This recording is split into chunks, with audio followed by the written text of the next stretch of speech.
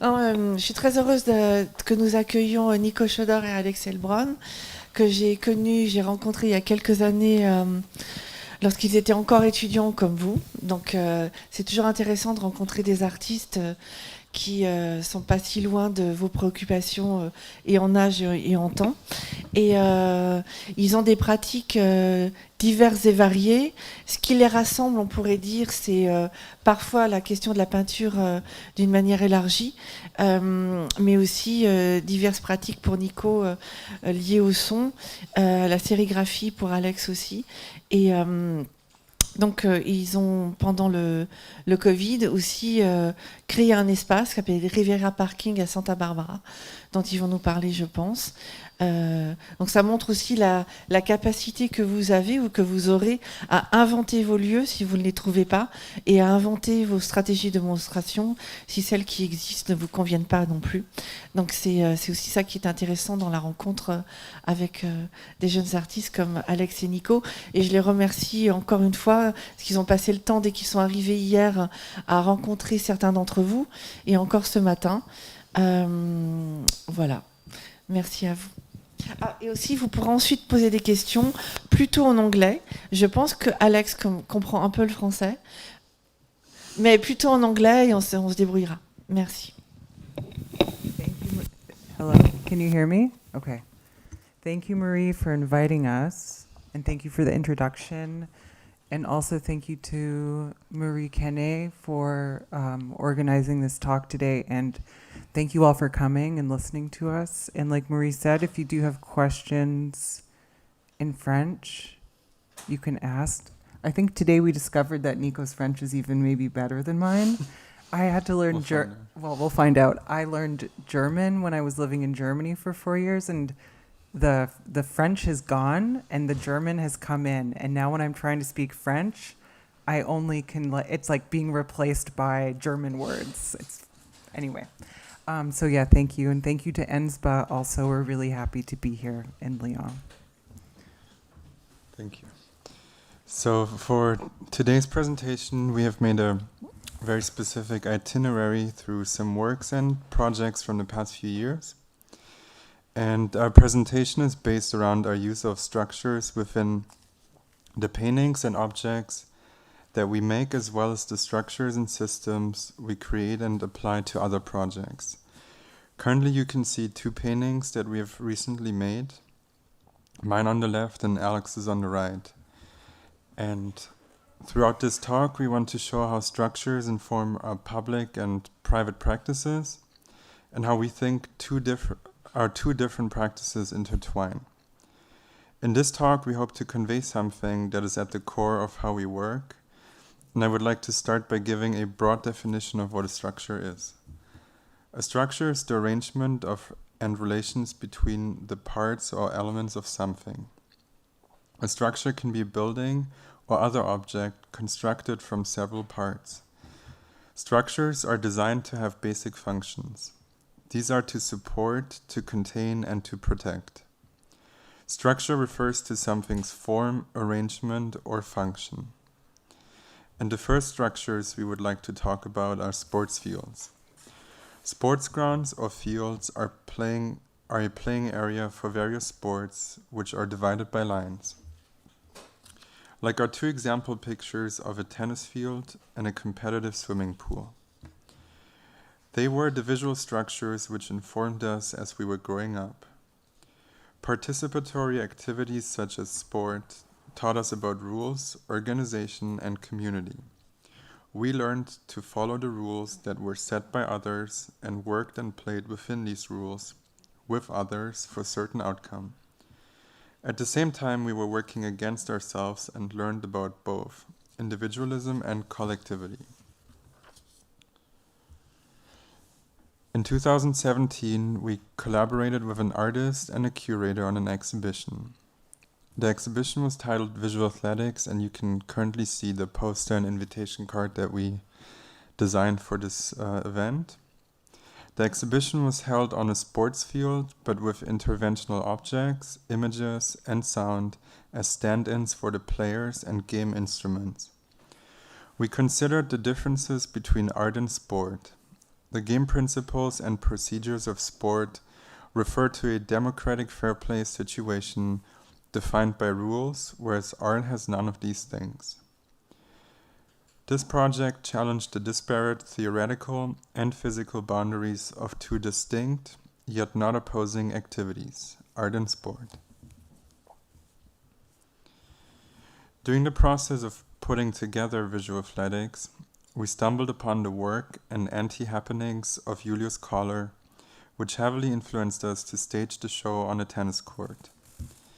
In his work, Kohler came up with conceptual tools to make sense and sometimes nonsense of life under socialism. His work aimed to constantly question socialist Czechoslovakia and its cultural context. This opened up possibilities for a humanistic utopia at unexpected places. Like the work he made on a tennis field, in the photographic documentation of time-space definition of the psychophysical activity of matter in 1968, which is documented in the image on the left side of the screen, Kohler can be seen repainting the tram lines of a tennis court with a chalk dispensing card. This work describes the relation between the individual and the social in the most basic terms. The tennis court becomes a model for a space defined through formalized rules of conduct. Using sport as a model for communication and the promotion of a new subjectivity, sport is a paradigm of democracy, a model for conducting oneself in everyday situations, characterized by the codes of fair play. To enhance the authenticity of us becoming a group of sports players, we decided to create sports uniforms. The uniforms we made were inspired by common athletic were visible on the left side of the screen, and the sports uniforms designed by Varvara Stepanova in the early 1920s, currently on the right side of the screen. These uniforms were the attempt to employ art as a testing ground for ideas that promised to change society for the better. In the hope of becoming a singular entity like a team, which is training for its big event, we created these white polo shirts. These were worn throughout the day of the exhibition. In his 1965 manifesto, Anti-Happening, Kohler defined his key idea of the anti-happening as an act that raises a person's awareness of his or her cultural surroundings. Unlike happenings, these acts do not involve the staging of psychologically expressive performances. Rather, Kohler's anti-happenings create mini-tableaux or use concrete embodiments of abstract symbols to denote specific attitudes towards social reality. With this in mind, we turn to Kohler's sport of choice, tennis. And you can currently see a picture of the indoor tennis field that we decided to hold our exhibition at. I'm still here. The game of tennis is played between two people in a singles match or two pairs in a doubles match. This set of rules and the structure of the tennis field was appealing to us, and we felt that this layout would contribute to the placement of the artworks. We utilized the given structure of the tennis field to change its context through this art intervention in the form of my pedestals as a display structure, Alex's banner as a space divider, and Clara's sculptures inhabiting the created enhancements. The tennis player, racket and ball, which is usually active, becomes inert. The field is turned into a place where nothing is happening except the relationship between the art objects.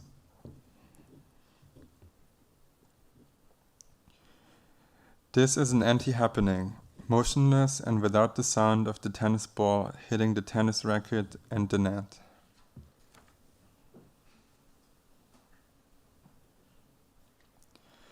The pedestals were a visual representation of how a ball would move in the space, and they mimic the color of the tennis field. The gray of the side of the pedestal is a representation of the line becoming vertical. Alex's banner is higher than it should be, which stops motion. And in this banner, I also, like Niko, wanted to use the colors of the tennis field to create a sort of stoppage or stasis, or a visual movement between sort of all of the elements.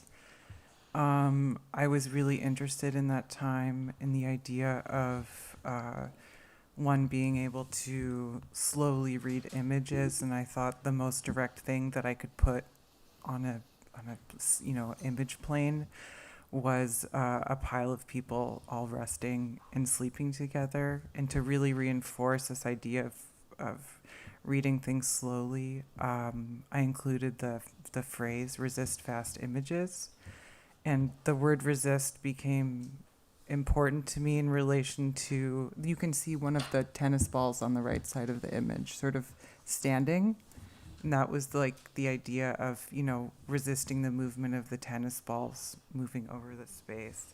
And for this exhibition, I asked myself, what is a visual athletic? And for me, it was how the eyes of the viewer or myself interacted with the playing field, so the tennis court.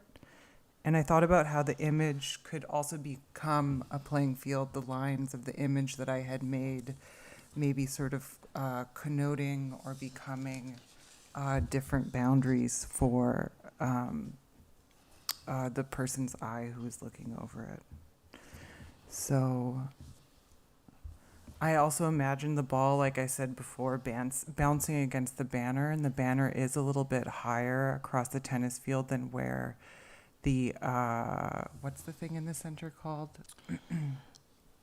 The net. The net, yeah, that the tennis net would usually be at. And I also, with the tennis balls, put grapefruits all over the tennis field. And I did that because I really, first of all, love the smell of a grapefruit. I think it's really amazing. And once you got close to them, you could smell the citrus of the grapefruit. But I also really liked the grapefruit as a symbol on a tennis field because for me, it's a health food. A lot of people I know when I was growing up would eat like a half of them for breakfast. And they also have a very different weight and form. Well, they have a similar roundness to a tennis ball, but when you look at the grapefruit, you can really tell that it is a lot heavier than the tennis ball, which is really sort of light and airy. And also, the difference between the grapefruit, which is organic, and the tennis ball, which is much more artificial, but they sort of have the similar color. And around this time, I was also painting.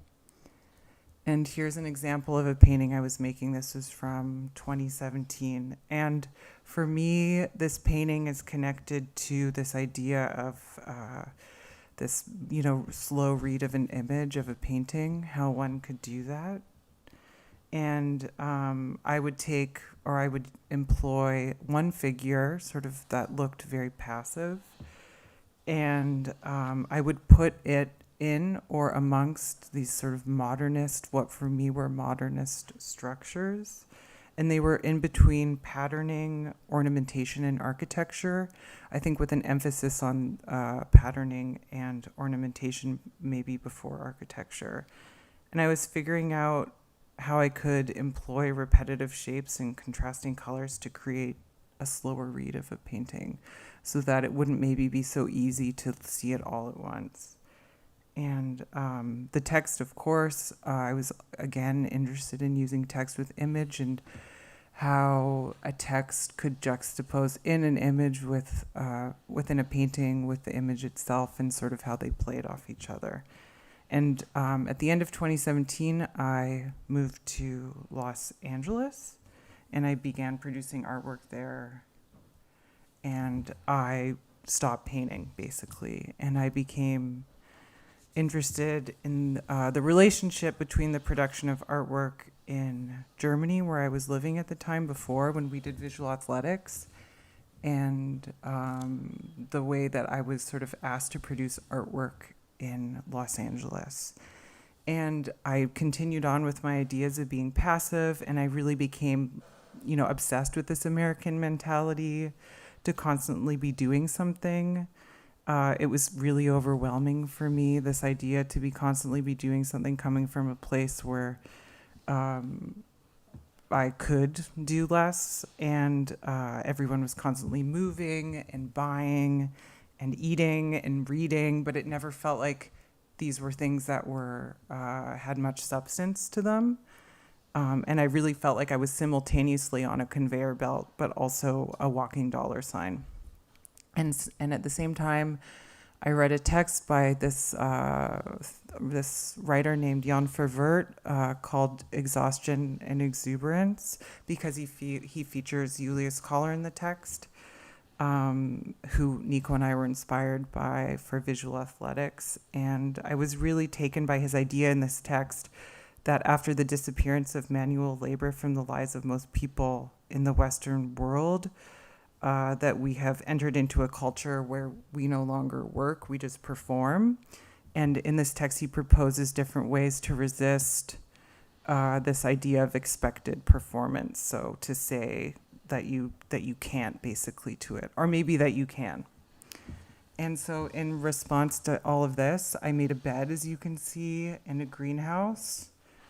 And in the greenhouse, I'll go back to this one. I basically I grew herbs and plants that are good for sleeping. And no, I did not grow marijuana in there. A lot of people ask me that question. It was like lavender and stuff like that.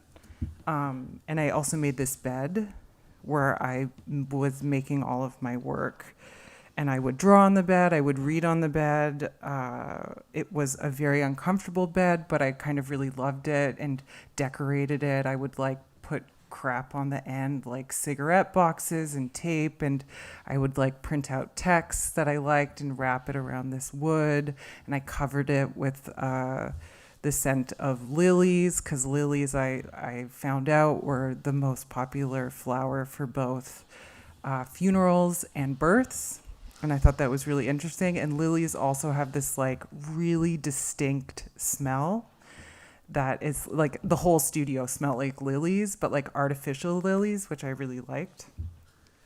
And yeah, at this point, I think a lot of the professors that I was working with, because I was in school at this time, got really frustrated that I wasn't making anything. And also the students that I was working with, who were next to me in the studio, were also frustrated that I wasn't making anything.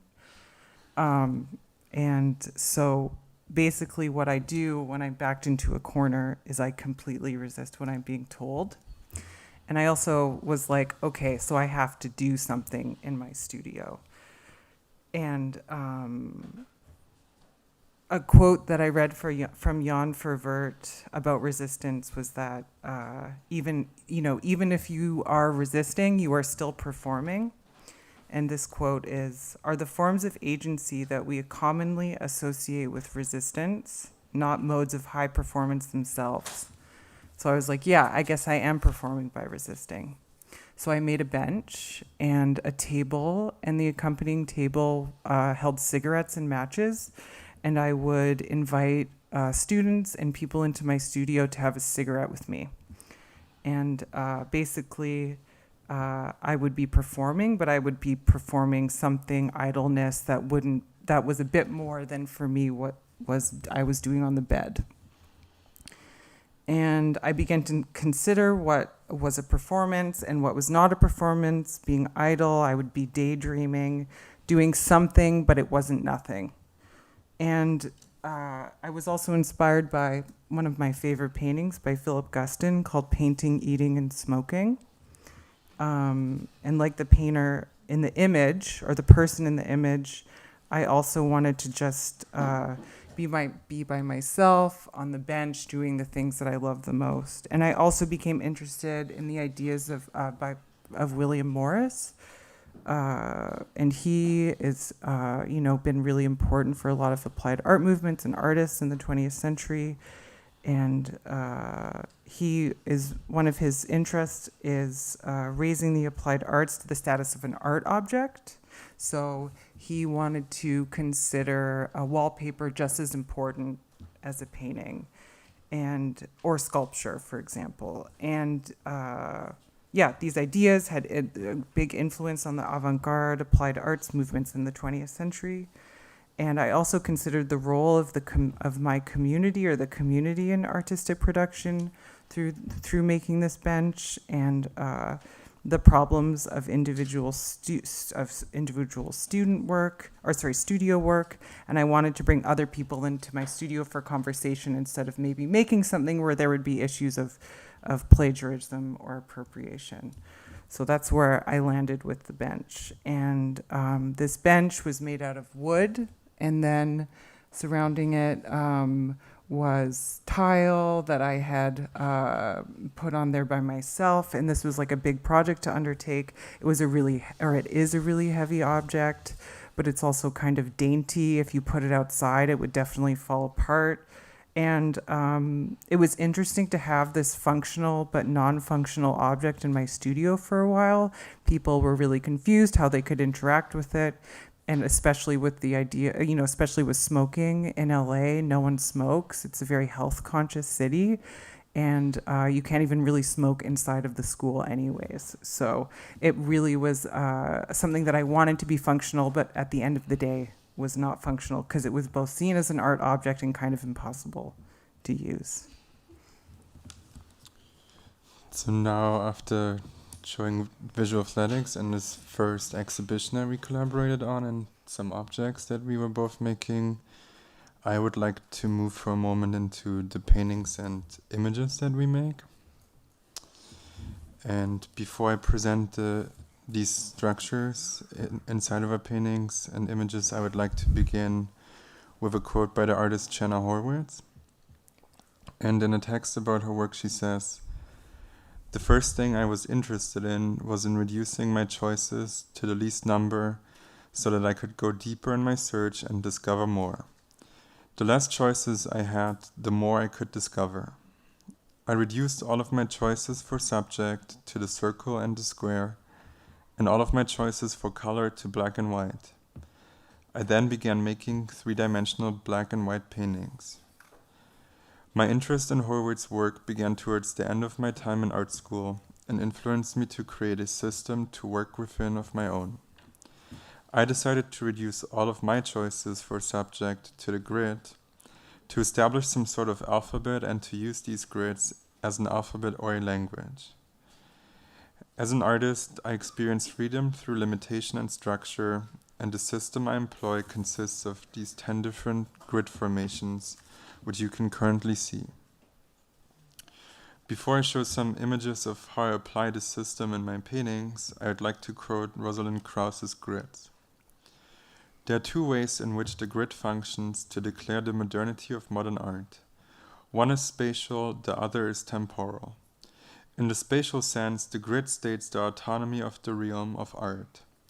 Flattened, geometricized, ordered, it is anti-natural, anti-mimetic, anti-real. It is what art looks like when it turns its back on nature. In the flatness that results from its coordinates, the grid is the means of crowding out the dimensions of the real and replacing them with the lateral spread of a single surface.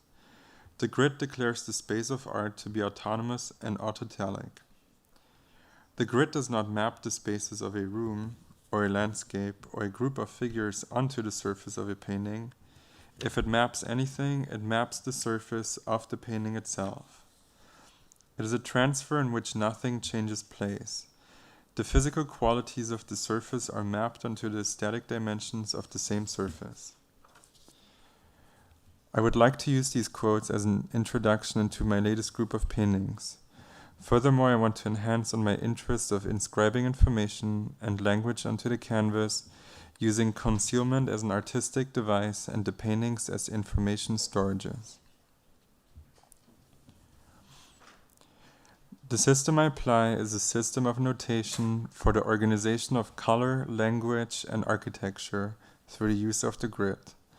The compositions are logical, sequential structures for planned, programmed depictions. Here are two of my recent paintings that reflect this application. My approach is to take photographs of existing buildings and to translate existing grids from facades that we encounter every day in a two-dimensional manner onto a canvas as an invitation to an alternate discourse in a rendered ideality. These paintings use the binary language of computer programs and industrial materials to remove the traces of the artist's hand while maintaining the tradition of paintings and forms of image production. They utilize the idea of group form, whereby individual buildings or architectural elements come together to form coherent but flexible ensembles through linkages that may be physical or even virtual. Here's another example of a couple paintings from the series.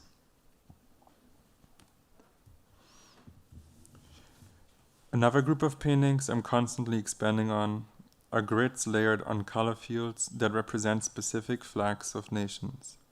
These paintings tell the story of national identities, political events, and personal observations, like these two paintings based on the American flag.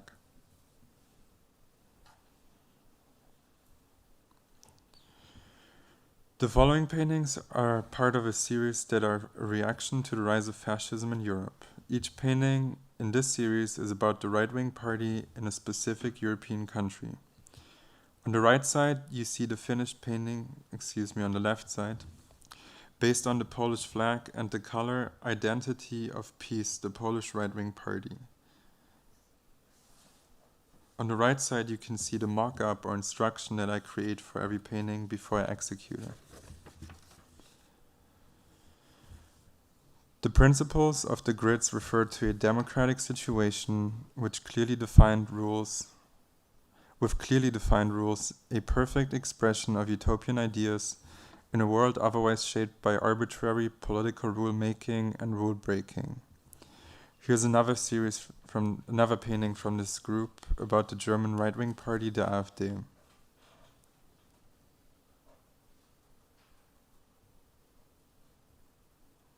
The computer froze.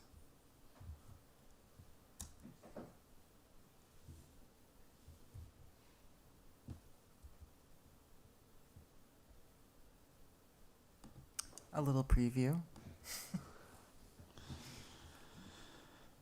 The grids act as a tool to divide images and words in a satisfying way. They have the means to help us organize information. They're not only spatial to start with, they're visual structures that explicitly reject a narrative or sequential reading of any kind. At the same time, the grid can exist as a matrix of knowledge, a carrier of information. To borrow from Brecht, they function as a Denkbild, a hybrid of literature, philosophy, journalism, and art.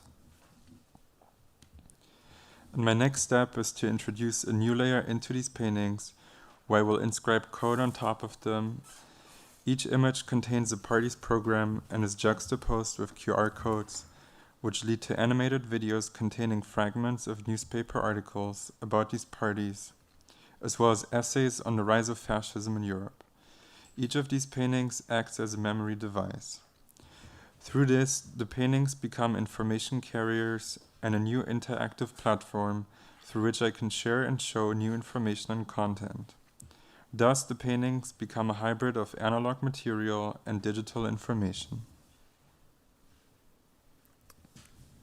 Thank you. Okay, so back to my work. After my sort of dabble in sculpture, furniture, objects, I made my way back to painting. And I'm going to show some paintings that I made beginning in sort of the end of 2019 up until December or October 2021. So, like Niko was talking about with structure, it's something also that I'm interested in. And for this work, I was especially interested in the overwhelming structure of patterning in painting, and this patterning as a carrier of information. So patterning for all of these paintings determined the logic, the subject, the narrative, and the atmosphere For me, patterning acts as a sentient force which permeates all aspects of this work.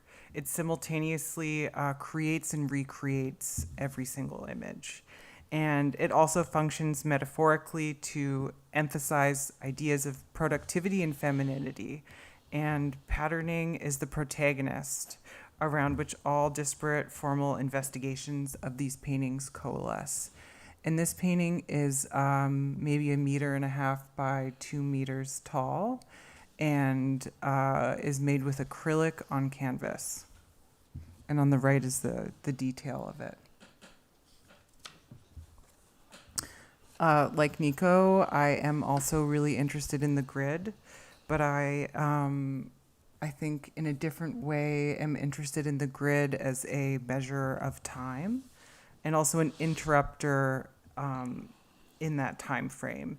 And the grid for me continues outward into a horizontal infinity. So instead of something that goes up and down, it reaches outward and it's constantly flat for me and two-dimensional. And the grid is both digital for me and analog, especially in patterning. In terms of the digital, it can be, the patterning found in computer code or the digital image pixels. So, all of the tiny little parts that when you look at an image, say even here, that makes up the whole. And in terms of analog patterning, I like the idea of thinking about it, when you look at a textile work, it's just a bunch of threads that are all lying together in a grid to make up one whole. And I was using patterning and grid as structures for all this work, and the structure for the work is known to provide, in this work, guidance and familiarity. So that was how I was using it. I was saying that I have this grid structure that I'm working within, and I will create an image from that. The structure also, imposes restrictions and dependence, and because it is unfixed, I can make other decisions about what would happen when I'm making the work. And structures are also formats that we can simultaneously long for and escape to in this work for myself. So as I continued to make this work, I went back to this idea of the consumption of images, specifically digital images. And this was something that I had started thinking about in 2017 with visual athletics. And the use of pattern and grid in these paintings, I think, makes a case for slower image creation as well as slower image consumption. This notion highlights digital image making, which is created and consumed quickly. I think whenever you upload an image to your computer or you download something, I would say that you are creating an image and it happens so quickly. But also when you go to a website or using social media, when you see a painting on it, you've kind of seen the image, understood it, and walk away from it. And with these paintings, I wanted to negate that that movement or that happening. And so, going back to this idea of the patterning being made from different parts, I also feel like digital images are totally dimensionally flat, and I reflect that in my work, or that is reflected in the work. And then COVID happened, and I became really obsessed with line graphs. And, this is an example of one where you would see the numbers of COVID from a certain place going up and up and up. And I was like, I really want to make paintings with these line graphs because they're super fascinating. And all of a sudden they're infiltrating all of the visual information that I'm consuming. But I found that the line graph and the grid were two different visual time frames that I had a hard time putting together, which got me really excited, and I really wanted to make more paintings with them because, like I said, the line graph is completely different. It's always going up, and it feels very horizontal to me. It's like a thing that reaches up into the world, whereas the grid is completely horizontal and just moves outward. So yes, it's a completely different logic. So the paintings that I'm currently working on, this one I feel like I finished it in September of last year, are currently moving away from this like circular static of the grid and are moving more into a linear graph of progress. And so yes, the graph for me represents progress and productivity. So instead of something being so static all the time, I want to try and make things sort of have more of like a forward movement. And so cycles of work and rest, which for me are in the grid, are represented in patterns as well. You know, are sort of grappling with the constant up and up of the line graph. And this tension in the new work questions these different structures and the time inherent in them. This is the painting that you saw in the second slide that we had on the screen. And something else I became interested in was the two different time structures in parallel, the time structure of the graph and the time structure of the grid. In relation to spending or experiencing time online. Online time for me is very vertical, I would put it in parallel to the line graph, and analog time for me is very horizontal, or something that I would put in relation to the grid. And the colors that I'm using in these new paintings are a lot brighter and more artificial and synthetic, and I can relate that to this idea of being online and this new world that we sort of are all living in since the beginning, or more living in since the beginning of the pandemic. And alongside all of these ideas of the graph and the grid, I really sort of wanted to hone in on the frenetic, psychotic energy that existed in America. You know, in 2020, the election, Black Lives Matter protests, and the pandemics all coalesced to create this sort of insane environment where you felt like you were either going to like explode, but also you couldn't do anything about it at the same time. And that, coupled with my question of how the feminine could fit into the digital world, resulted in these works. So I would like to go back in time again a bit to 2017. And in May 2017, with the help of the Student Association of the Art School in Düsseldorf, I began to temporarily run an underground bar called Im Goldenen, and we held concerts and performances there each week. I utilized the bar's interior, including its wooden paneling, and only added new lights and a sound system. And for every month, I would create a program and do the graphic design for the posters. And with the help of friends, locals, and students, we would all rotate in the roles of bartending and playing music, and it became this communal space to be able to spend time with all together. And unfortunately, after 10 weeks, it had to close down, and almost by coincidence, I began to produce works to commemorate and historicize this project.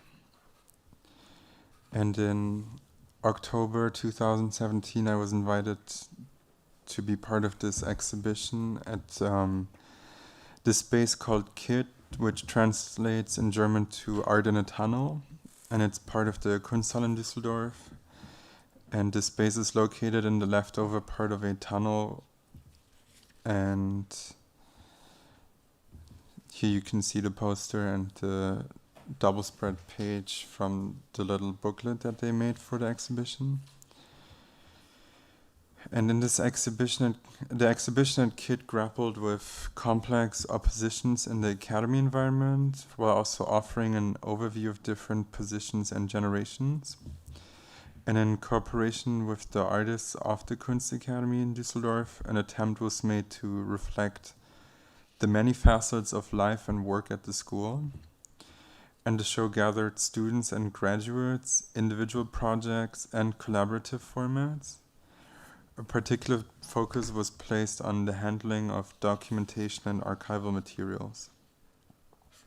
Some artists were invited to develop special vitrines, which were used for changing presentations over the course of the exhibition. And the vitrine on the left side of the screen is the main structure that held most of the material for the show. And when I was invited to participate in this exhibition, I was thinking a lot about how to meld art and personal life. And I decided to include and invite the person I spent most time with at the bar in the process of creating our contribution for this exhibition. And since the bar had just happened a few months before, I thought it was too fresh to exhibit it as documentation. So we decided it would be better to retell the story of the bar through a collaborative audio collage, which restaged and told all the evenings that happened at the bar in an audio recording. And I thought I could play like a short fragment from this audio recording. Even though it's in German, maybe you can get the idea of how we Da wir put keine it Lizenz together. hätten und in den letzten 2 Wochen, seitdem Sie das erste Mal da gewesen waren, wir uns nicht bei Ihnen gemeldet hätten. Ich habe keine andere Wahl, außer die Tür zu schließen. Wir laufen gemeinsam durch die Bar, um nach eventuellen zweiten Eingängen zu gucken. Die Tür wird mit einem großen orangenen Aufkleber versiegelt. Ich werde über die Versiegelung belehrt und dass es strafbar ist, wenn wir das Siegel brechen. Selbst Nico und ich durften nicht mehr rein. Schlecht gelaunt gingen schließlich Nico, Alex und Vanessa und ich unsere Wege. Vanessa fühlte sich verantwortlich, ich versicherte ihr aber, es sei nicht ihre Schuld. Was kommt nun? Ein Alltag ohne die Bar? Vielleicht schaffen wir es dafür jetzt endlich, diese Konzession zu beantragen. Denn ohne Ausschank-Lizenz, das ließ uns das Ordnungsamt nochmal ganz deutlich wissen, könnten wir diese Bar nicht mehr betreiben.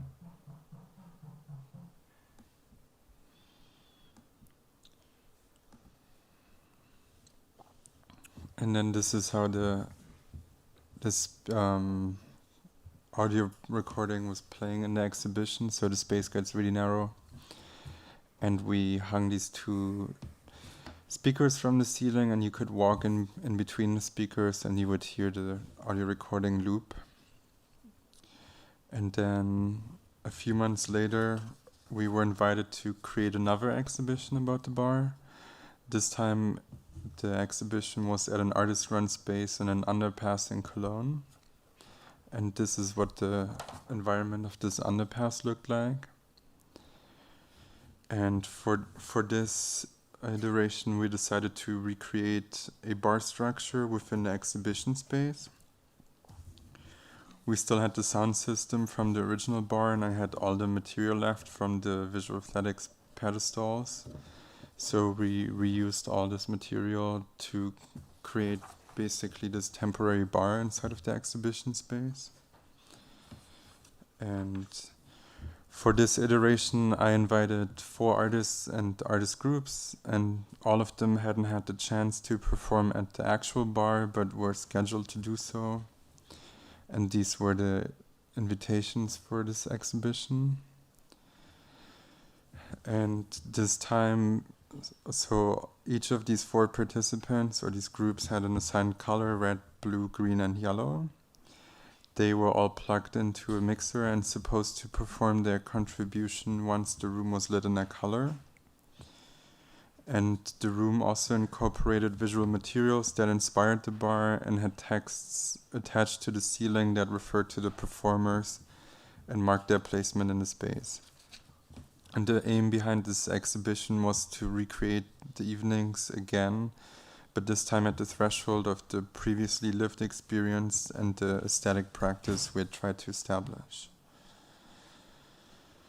And then to go to January 2018, when I was graduating from art school, a few months after staging visual athletics, running the bar and making work about it. Throughout this time and these experiences, I became interested in dematerialization and discovered the concept of Gustav Metzger's autodestructive art. And now I would like to read a quote from his manifesto. Autodestructive art is primarily a form of public art for industrial societies. Self-destructive painting, sculpture, and construction is a total unity of idea, site, form, color, method, and timing of the disintegrative process. Autodestructive art can be created with natural forces, traditional art techniques, and technological tools. Self-destructive art can be machine-produced and factory-assembled. Autodestructive paintings, sculptures, and constructions have a lifetime varying from a few moments to 20 years. When a disintegrative process is complete, the work is to be removed from the site and scrapped.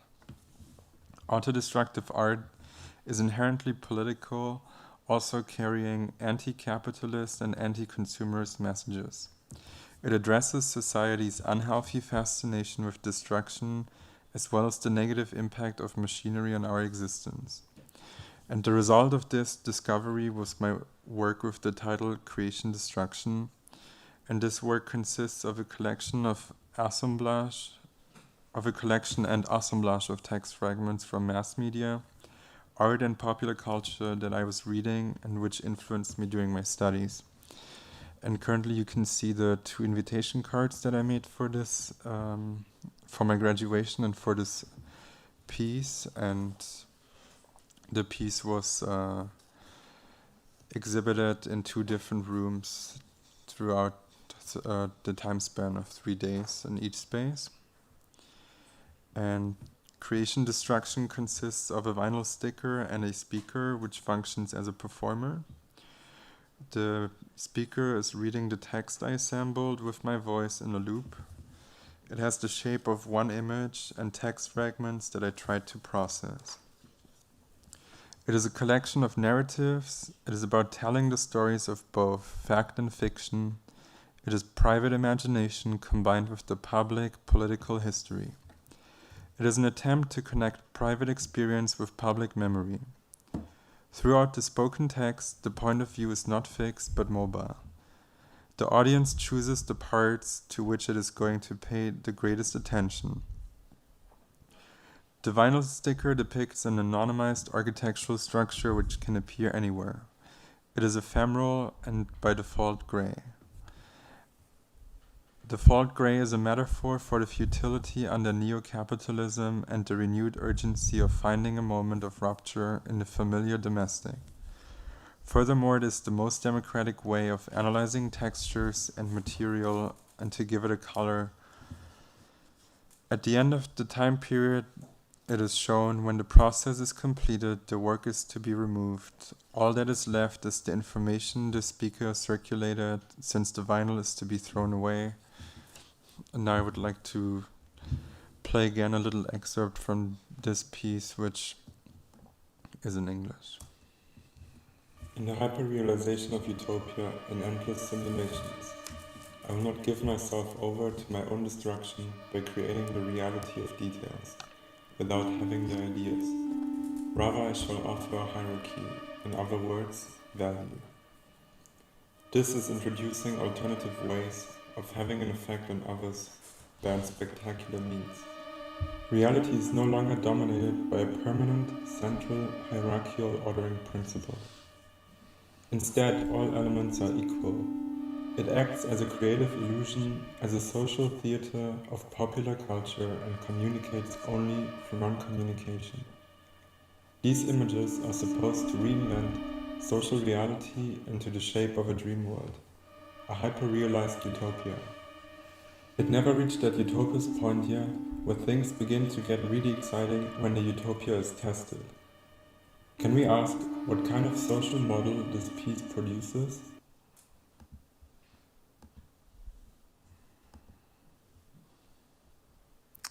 Okay, so we're on to our last project. And I'd just like to add quickly that if you are talking, we can hear you. Been a little distracting. So if you would like to go talk, please do it outside. Thank you. So the last project that we did was a response to the COVID-19 pandemic. And we had just recently moved from Los Angeles to Santa Barbara. Santa Barbara is about an hour and a half north of Los Angeles. It's a small town. It's like a vacation town. But we ended up there. And as you can see, we had this really big garage. This is the garage in use. We use it as our studio. And this is kind of like its general normal condition. And since we both know that we work better within structures that we set up for ourselves, we decided that we would make a series of exhibitions that followed a structure, that we would invite one artist to show one work that was made during the pandemic over the course of one weekend. And within this framework, we invited 9 artists to take part in our project, Riviera Parking. One of the first exhibitions that we made was with an artist named Olivia Mole, and her performance was called Cuddle Puddle. And it lasted 2 days, and it used 3 characters that she frequently works with in her performances. And you can see them a bit more clearly on the blow-up mattress, Skeletor, the Charmin Bear, and a person dressed as a tree. And throughout the weekend, the characters performed intimate and domestic activities that we were unable to partake in because of COVID. This was like February 2021. There were no vaccines. We were all wearing like 4 masks. I'm being hyperbolic, but we were all being very, very careful around each other. And these exhibitions began as a way to have conversations with artists we were familiar with. So we were interested in knowing more about their work and if they were making work and how their work changed due to the COVID-19 pandemic. And for each exhibition, we asked the artists or artists who were exhibiting, sometimes or a couple times we had like duos show work, to include some writing, and whether or not this writing was theirs or not, we wanted to have it. We were interested in also what people were reading during the pandemic, and also to send us a black and white image relating to the work. So here's Olivia's pamphlet. You can see that she sent us the black and white image of a polyfill box, and on the right is the text that she sent to us. And due to the distance between Los Angeles and Santa Barbara, video calling, emailing, and phone conversations became a way for us to look and talk about artists' work. And these notes, texts, and images shared during our conversations became just as important to us as the final exhibitions. So we put a lot of this ephemera on the website that we created for the exhibition space, as opposed to just the direct documentation of every single exhibition. And also, you know, because it was over one weekend, visitors were only able to see the exhibitions for a limited amount of time. So we thought that website was another way to sort of compact all of this information in one place. So here's the website. If you are interested in it, you can still go to it. It is rivieraparking.com. And here's a couple of examples of things on the website. This was a response to an exhibition by Andrew Freire, who is a Los Angeles-based artist. He, in his exhibition, made paintings of the end results of legal exchanges. So we made an art exhibition and loan agreement with him. And for Olivia's exhibition, who we showed you first for Riviera Parking, Niko and I wrote a script that was based on the conversations that we had with Olivia, and we performed both Olivia and Riviera Parking for about 10 minutes. But you can go check this out on our website. So after these exhibitions in our garage ended basically in June 2021, we were thinking more about it and had another idea for this exhibition and how we could try to and transport it into a completely new space and environment to a different country where people experienced the pandemic in a different way than the United States. And we knew that we were gonna go to Germany for a few months. So we got in touch with this artist-run space in Düsseldorf, and they were interested to try to formulate or to give us the space to create this exhibition. And we, in December then, so a couple of months ago, opened this exhibition. And this current exhibition is called A Chronology of Correspondence. And it presents an overview of all the exhibitions that took place in the garage. And it also shows the pamphlets that we produced for each exhibition. The space where the exhibition is held at is called the Studio for Artistic Research. And in this exhibition, the space is divided into two areas. The areas are marked by yellow tape that transfers the dimensions of the garage from Santa Barbara 1-to-1 into the space in Düsseldorf. So we decided to divide it into these two areas. There's the lower structure, which is more in the front of this image. This contains the QR codes, this contains QR codes which are placed in the spot where the real artwork was exhibited in Santa Barbara. And these codes transport the previous exhibition through a PDF with documentation of each exhibition in the garage in Santa Barbara to Düsseldorf. And we felt like QR codes were this kind of difficult tool or thing to work with, but we thought that because they are only carriers of information and it is almost impossible to change their look, we were debating for a while how we could utilize them, but then decided they were kind of the right way to kind of create and show this work. And we decided to use them since transporting the exhibitions or the works from all the exhibitions was impossible for us, and the true documentation was not public yet, so we felt like it was, I don't know, interesting to us to show the documentation as well. Mm-hmm. And here's one of these QR codes, for example, that leads you to one of the exhibitions. And we printed them on these dye bond plates, and as you saw, they were spread throughout the space here. And then in the upper area, which is basically borrowing the structure of the wooden beams that run through the garage, so there's all of these lines in the back. You can see it here. And this area contains these 3 tables which are displaying the pamphlets published on the occasion of the previous exhibitions. And in addition, each table contains a loudspeaker that reads the text of the brochure with the voice of the respective artist presented on this table. And this project was an attempt to create a structure based on the exchange, the experience, and the production of collective knowledge. And to us, this exercise was the last or is the last stage of the Riviera Parking exhibition project. But we would like to try and make a big publication with all this material that we have accumulated throughout doing this project.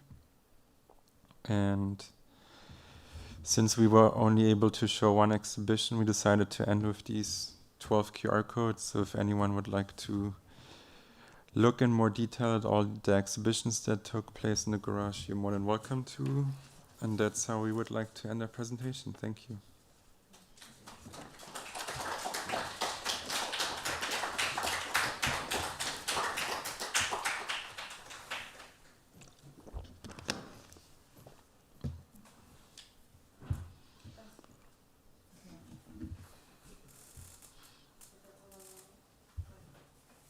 D'entre vous, ouais, pardon.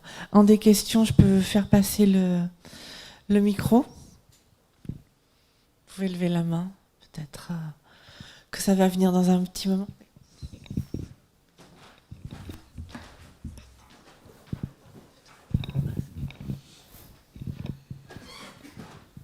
So firstly, thank you. It was very interesting.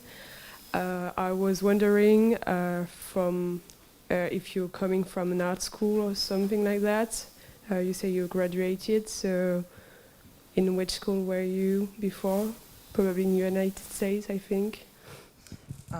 We were both at the Kunstakademie in Düsseldorf. That's where we met. And then I went to UCLA in Los Angeles. Okay, thank you. You're welcome. Do you have more questions about the schools? Yeah, probably. What have you studied? What did you want to do? Did you want to do some painting, sculpture, working about the sound at the beginning? Well, I always have painted. That's primarily what I do. But for this presentation, as you saw, I presented other things that I like to make. With the furniture that I made, I wanted to do that also because I had access to facilities at school, which I didn't have, of my own. So when I first started studying, I also wanted to do art, to make art. That was like always what I've wanted to do. There was a moment before I applied to art school that I wanted to go study history, but I met this person who heavily influenced me, and then I was like, I guess I'll go try and make art. And ever since then, I've been making art. Thank you. Thank you.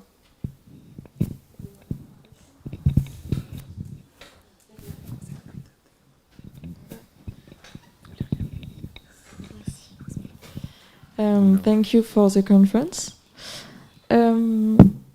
I was wondering, how do you feel about making paintings? Because I have a feeling that today painting can be more controversial than doing installations or sculptures.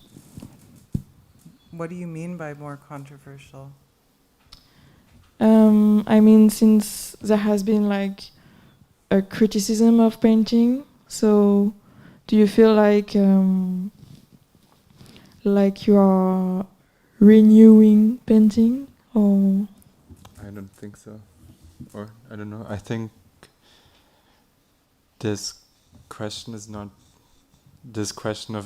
if painting is relevant or not, I feel like it's valuable. I think painting will always be present and will always have a, right to exist, and I don't think we both think so much about that. To us it feels very natural to work with painting, and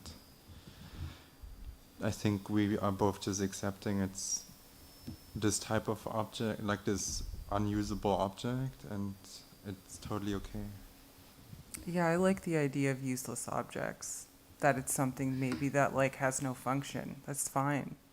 I mean, I'm not making art to save the world. So, and I've totally come to the personal acceptance that, painting is like, the easiest thing to put on a wall and sell. Not that that's ever helped me. No one's like buying my paint. My shows aren't sold out, so I still have this stack of paintings at home. But I think you can have a conversation about painting being a luxury object, who has access to the paintings, who can buy them. But at the end of the day, I think that's like a question that I really did deal with, and I've accepted that there are flaws inherent in the commercialization of this medium, but yet I'm still completely obsessed with it. When I started going to school, I had the option also to make video, which I love.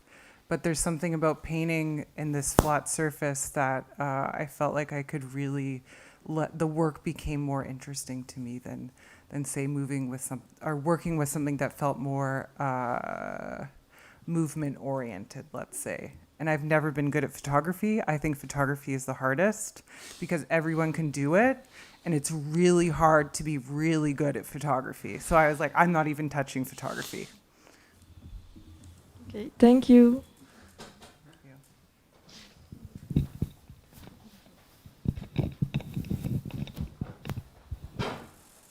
Hello, Hi. thank you. I wanted to ask, because in the beginning you said that you couldn't really deal with this production need in US. I wonder how you dealt with it afterwards, like after some years of living there. I fully accepted it. All right. I'm really good at stressing myself out when I'm not doing anything. I see. Thank you. But is it something that is like that is still stressing you out? Like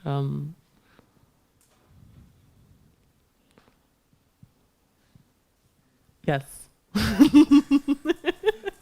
Do you also think a lot about that?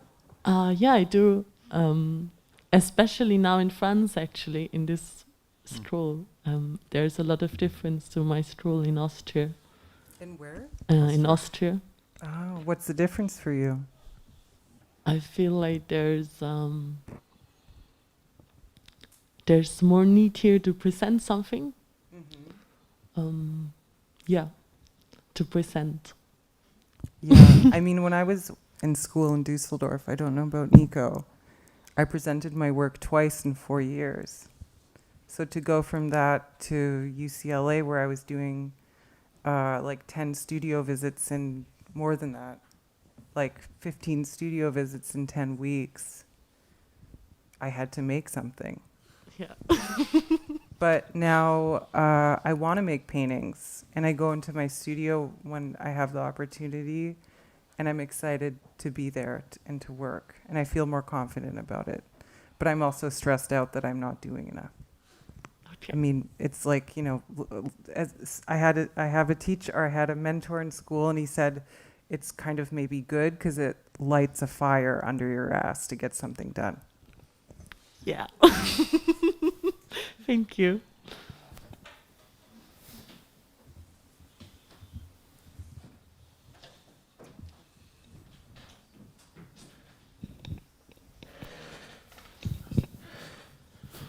Hello. Hi. So, you both started to run structures in which you either showed performance or music or, well, art. And I was wondering how hard it was for you to, first of all, start running those structures and then to keep them going.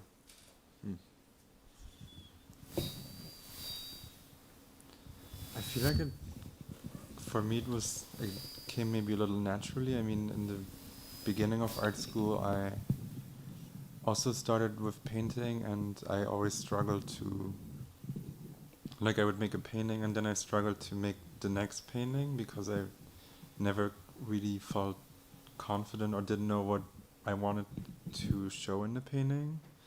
So then that was maybe the first time where I decided I would like to create this framework or this structure for me to work within, because then it will be easier for me and I have these limitations or this set of rules that I can apply, and then you can always recreate like a new set of rules or something like that, based from that point, I think, or beginning from that point.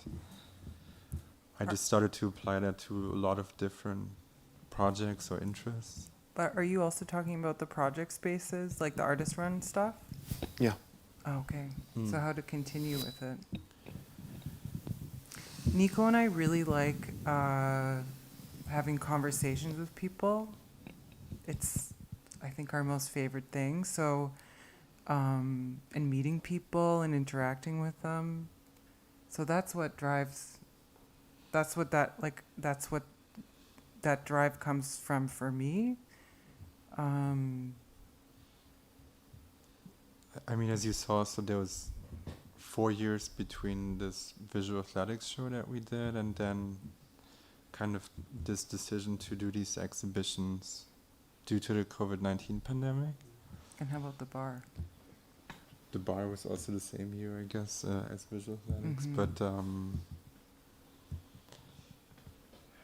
I don't really think we thought so much about it. It just, like, there was this idea that came up from like talking, like maybe we could do something like that, and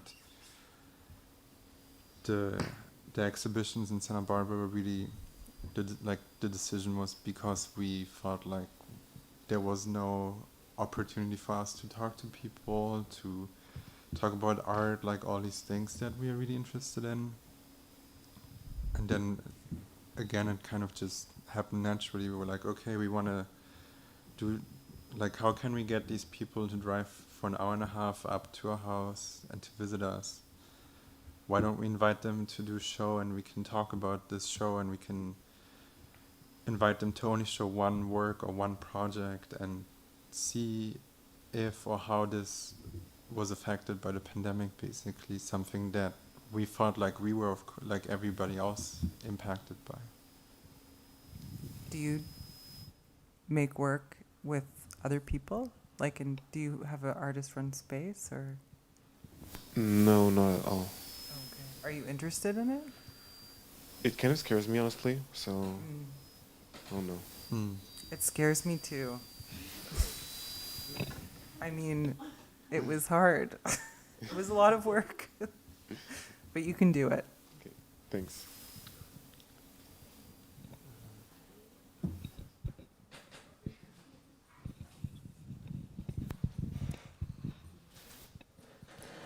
I wondered, you made these documentations of the bar and also of the open space or of the exhibition space. How does it feel to document something so vividly, like the bar, afterwards in an exhibition? Or like, is it something you wanted to do, or is it something that you did to show what you did? It was really, for the bar, it was kind of by accident. Like, we had to close the bar, and then they were planning this exhibition about the art school and like all these things happening in the art school, and one of the people organizing the exhibition came up to me and was like, don't you want to participate in this exhibition? Like, the bar was probably like the most recent thing throughout this show that was partaking. And then, yeah, I was confronted with this idea. I was like, sure, I would like to contribute or to participate, but how can I integrate it into this space or into this exhibition? And I felt like, since there were only like a few months between the bar closing and this exhibition opening, I didn't want to, like, there wasn't even any material to like visually maybe depict it. Like, people had maybe taken some cell phone photos throughout spending time in the bar, or there were these posters I made, but I didn't feel like the posters had the way to exist in this art context. So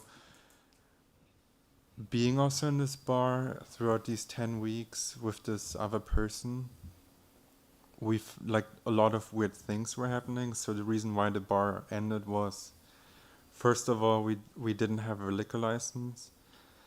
But second of all, and that was the main reason why it ended, was that there was a neighbor who was sabotaging us, and she didn't want us to be in the bar, so she poured a bucket of water over somebody, she turned the lights off on us, like all these crazy things. But it wasn't because she didn't like the bar. It was because she was territorial of the bar, because the bar used to belong to her. Okay. So then that also felt like we're all of a sudden in this weird soap opera almost, like this thing that you don't consider when you get into a space like that, and all you want to do is create this place where people can meet. So then also this idea came to us, maybe we can just retell all these evenings and all the crazy things that happened, like, I don't know, the bucket of water mainly, I think. So that's what the audio piece is? That's what the audio piece is. It really retells. So there was always, every Wednesday and Friday we would run the bar, and there was always a different person playing music or something happening, and another part of the bar was next to it. There was an exhibition space, and it really became this great meeting place for all the people from the art school. And when you felt like, okay, I want to talk to people, like have a conversation about something, there's this place, I can just go there, I know somebody will be there, and That's really cool. it was great, yeah. I liked it. So I never planned on documenting the bar in that sense, but then this first exhibition happened with the audio piece, and then the second exhibition happened maybe out of this. And then I felt like I had said everything I could, so I was more interested in trying to, I guess maybe like this show now, transport the bar from there to into this underpass, into this different space, and to see how that could operate or function, basically. And it worked for the opening night, but then the other nights we basically had the bar open. It didn't really work in this context. Niko got the school to fund the bar. Sorry? The school, Kunstakademie Düsseldorf, Yeah. it funded the bar. Wow. So you could also. Nice. Yes. There's kind of a bar like this in Oh, cool. our university. Oh, cool. Inside of the university? Yes, Oh, wow. inside of the university. It's run by the students as well. Cool. That's great. Yeah, it's really nice. Yeah, I mean, you always have to work with what you have at your disposal, right? Like, if you have spaces in the school available, that's also great. And what about the exhibition about Santa Barbara in the place in Germany? Mm-hmm. Did it? What's the exact question in response or in relation to that? I don't know, in relation to my question before, how it... the documenting. Yes. Or like, because... We were just curious. I think the idea behind this exhibition was to bring these exhibitions that had happened there into a different space and also into a different context, because when we were talking with people or our friends in Germany over Zoom or FaceTime, we felt like there was this really stark disparity in how the pandemic was playing out, and that's why we decided we would place this project into Germany, basically, or into the space, to see what kind of conversations we could have out of that, like how people would react to that, basically, in like a totally different country and environment. And in the beginning, we were thinking of how can we even transport this exhibition without having the financial means to ship all this work. So we were thinking about reproducing each piece as a vinyl sticker, but that in the end didn't feel like the right kind of material or solution, like a technological solution. And we never shared the documentation online. That was something that we just felt like we wanted to have for for this book potentially, or for like to have, because each show was just happening over 2 days, so effectively there were maybe for each exhibition 50 people that saw the show. So we just wanted to make sure that we would at least record these exhibitions, yeah. Thank you. Of course. Thank you. Hello. I hope Hi. you're not too tired for another question. Not yet. About the grid painting. As you were saying, you used kind of a system, a democratic system to assemblage the colors. And I wanted to ask if you wanted to produce a certain meaning or message with how you place the colors and in which way you made it, about the political grids. So there are these flag paintings that I work with, and those maybe don't fall. I think this democratic realm is for me maybe more related to this vinyl sticker that I made for my graduation, where I was interested in dematerializing my work and to just remove myself with this gesture kind of by removing this sticker and then, sorry, I'm drifting away. The idea behind that is in digital space, so like SketchUp or something, when you create a model, everything is by default gray, which means that supposedly this is the most democratic color to give something, and that's because it's so neutral supposedly, and that's how I was trying to utilize it in the vinyl sticker. Within the paintings, I don't know if it's really democratic in the end. In my opinion, maybe it is, because the colors for these grids are based off photographs and how the color appears in reality. And they should, if you mix them together, they should become gray? Or now I didn't understand, what was the the point? I think only the grayness can really, I haven't figured it out yet also how democratic it is to give these paintings the color that it supposedly I see in reality. I haven't figured it out yet.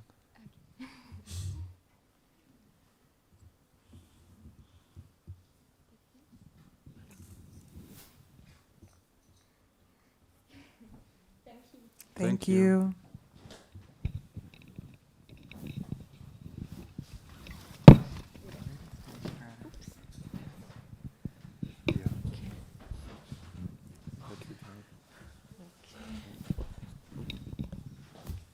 No more questions from the audience? There's one in the back. C'est juste c'est juste pour Why Santa Barbara? What kind of visitors are with you? Because it's near to Los Angeles. Yes. So I know that there is a lot of migrants. So I think, I don't know, what happened with Santa Barbara, really, really. Why Santa Barbara? Yes. They're actually the reason why we ended up in Santa Barbara was because it's where my parents live. So that's my parents' house.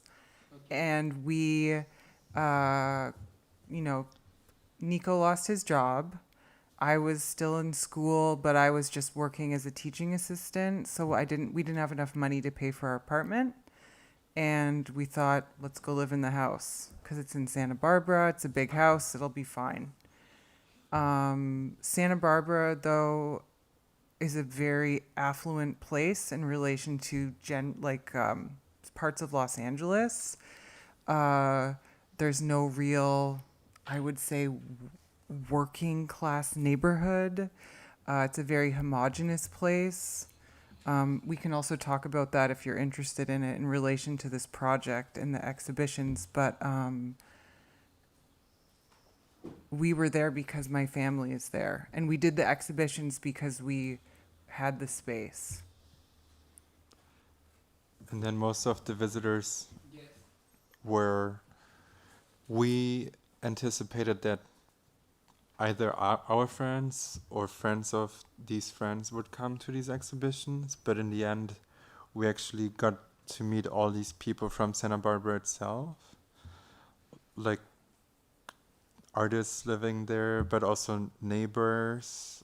All types of different people would stumble in sometimes. Sometimes people would be really confused when they would walk by and there were these weird things happening in the garage, like Olivia's performance. Yes, a neighbor asked if it was porno being filmed. Yeah. So it was, I think, strange for the neighborhood for this to be happening in that context, but also Olivia brought this up, the violence of the suburbs in America and who has access to the suburbs. And this garage is like this weird, cold abattoir in a way. Like it's this really sort of clean, well-lit space. And yeah, the street that the house is on is like quiet. There's like people exercising sometimes on the hill that's close to it. But it was something strange for the neighborhood.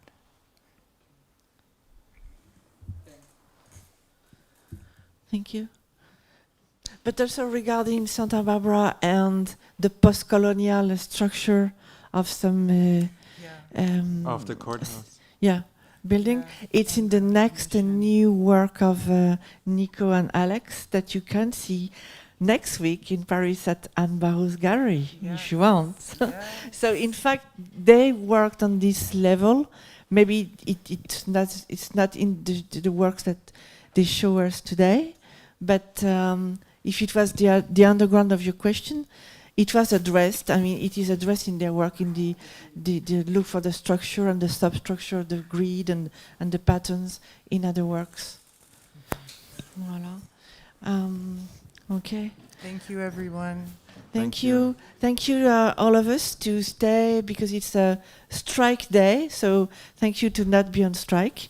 And I know it has been a long day for some of you and for our friends who woke up and came up to see us very early yesterday, Niko and Alex. So thank you to have put and light the fire under our bottoms tonight. Thank you. Bye-bye. Thank you.